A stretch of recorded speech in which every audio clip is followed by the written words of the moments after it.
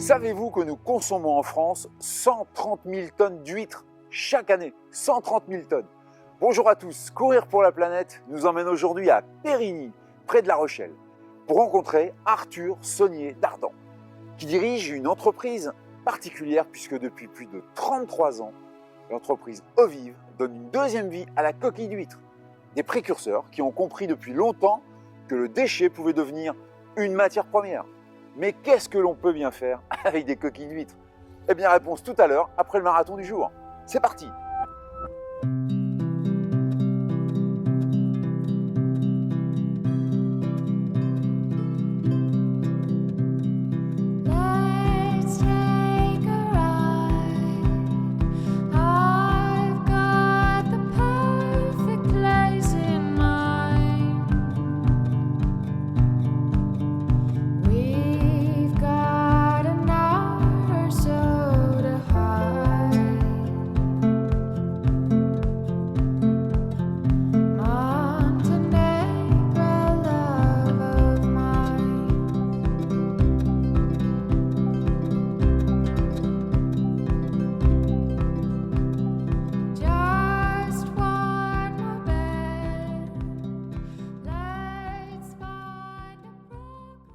La Charente-Maritime nous réserve bien des surprises. Nous sommes ici chez Ovive, dans ce lieu incroyable, en compagnie de Arthur Saunier Dardan. Bonjour, merci de nous recevoir.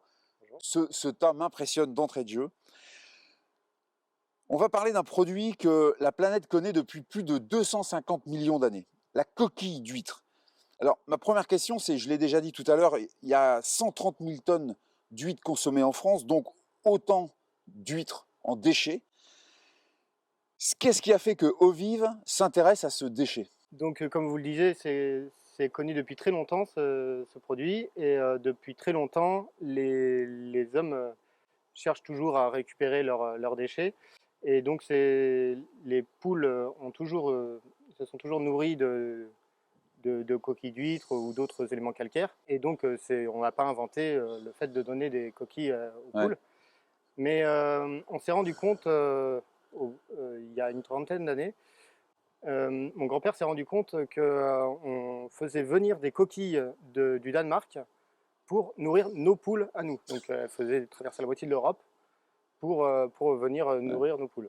Donc, on s'est dit, c'est un peu dommage, il y a quand même de la coquille sur tout le littoral. On s'est dit, pourquoi pas, on irait récupérer les coquilles d'huîtres, préparer un produit qui serait adapté aux poules pondeuses. C'est ce qu'on a fait. On a commencé à aller chercher chez les ostréiculteurs toutes les coquilles d'huîtres qui n'étaient pas utilisées, qui autrement étaient rejetées sur le littoral et s'accumulaient dans les baies.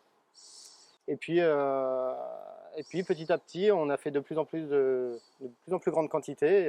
Aujourd'hui, on a un apport de 5000 tonnes d'huîtres par an. 5000 tonnes.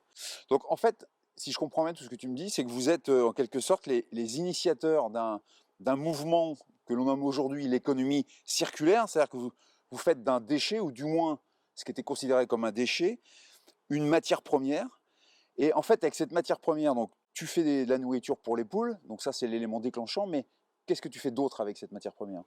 D'abord, pour les naissins d'huîtres dans les écloseries, on s'est rendu compte qu'elles avaient tendance à s'agglutiner entre elles au moment où elles s'accrochaient à ce qu'elles pouvaient, souvent les unes aux autres. Dans les écloseries, il n'y a pas forcément d'endroits sur lesquels elles peuvent s'accrocher, ou même si elles s'accrochent sur un caillou, elles vont tous se mettre les unes les autres et elles vont s'empêcher les unes les autres de croître. On s'est rendu compte que leur donner une toute petite paillette qui était de leur taille au moment où elles allaient s'accrocher quelque part, eh bien, ça leur permettait de grandir séparément et d'avoir moins de mortalité en fait, dans les naissins d'huîtres. D'accord.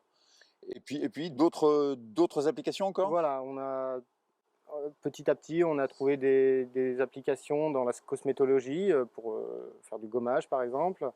Ça c'est assez moindre, mais les poudres partent dans les champs pour nourrir la terre en amendement calcique, et aussi pour diminuer l'acidité des sols. D'accord, donc en fait, il y a beaucoup d'utilisations et beaucoup d'usages. Donc les débouchés sont donc en fait nombreux, et je suis certain qu'on n'est pas au bout de cette recherche. Qu'est-ce qu'on ferait de cette montagne de coquilles d'huîtres si vous n'aviez pas pensé à les valoriser?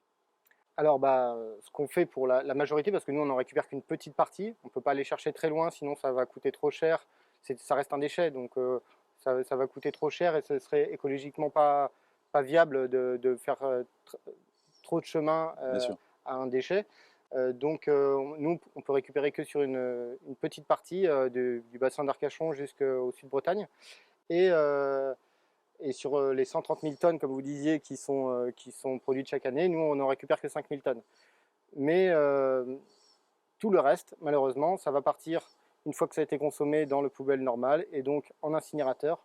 Une coquille d'huile, ça ne brûle pas, c'est que du minéral. Donc c'est plein d'énergie qui est gaspillée, malheureusement. D'accord. Donc en fait, non seulement vous, avec le démarrage de cette activité, vous êtes capable de générer une matière première, mais en plus, vous évitez d'avoir des coûts de destruction par l'incinération, etc. Exactement. Donc c'est double impact.